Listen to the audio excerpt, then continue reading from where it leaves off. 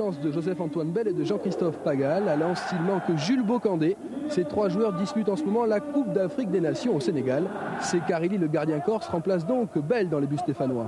Un quart d'heure de jeu, talonnade de Mej, centre de Moravchik. Et regardez, bouquet de 25 mètres, pan, Lama détourne.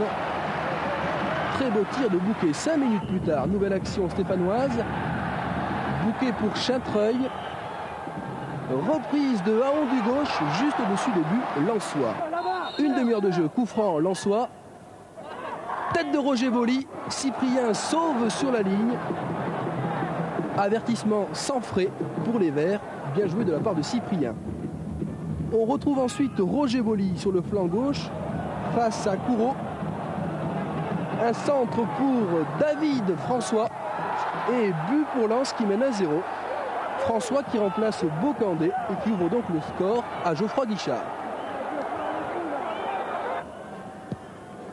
La dernière action de la première mi-temps est encore lensoise avec Roger Boli côté gauche. Bouquet arrive, tacle de Bouquet. Boli s'écroule dans la surface de réparation. Pénalty donc pour Lens, un pénalty indiscutable.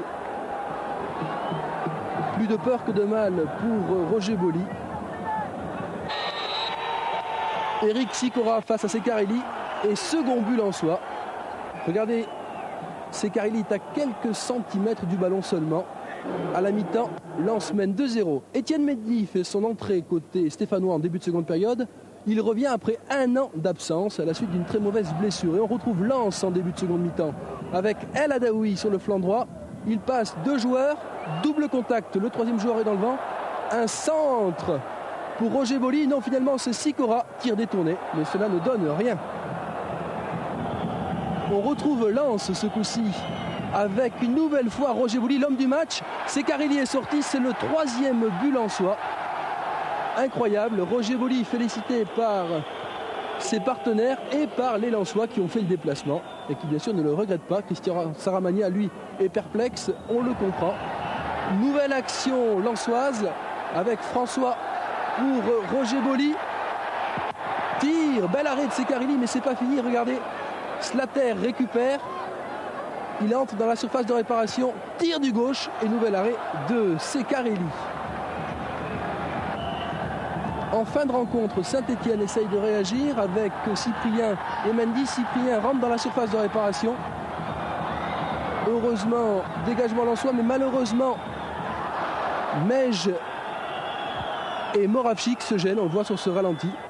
Saint-Etienne qui n'était vraiment pas en jambes aujourd'hui, à l'image de ces deux joueurs qui se sont gênés. En fin de rencontre, Tikva, l'avant-centre lensois, est parti. Il est face à Sekarili et inscrit le quatrième but facilement. Les Stéphanois sont un petit peu dépassés par les événements. Sekarili, lui, est écœuré.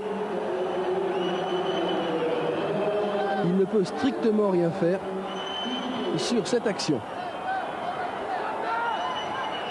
Le festival lensois continue. Lama pour François qui alerte El Adaoui. Tir d'El Adaoui détourné par Sekarili. Pour le public lensois, c'était vraiment la fête cet après-midi. C'est une autre affaire, mais je crois que les garçons se sont fait réellement plaisir cet après-midi.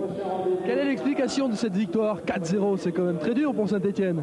Je pense tout simplement qu'il fallait regarder le match. Vous avez vu cet enthousiasme, cette générosité. C'est les ingrédients qui font que d'une petite équipe, eh bien, on en fait une très bonne. Je pense qu'on a bien joué le coup, on était bien regroupés derrière et avec les joueurs qu'on a devant et la qualité qu'ils ont, on a joué le contre à fond. Ce soir ça nous a bien réussi, tant mieux pour nous.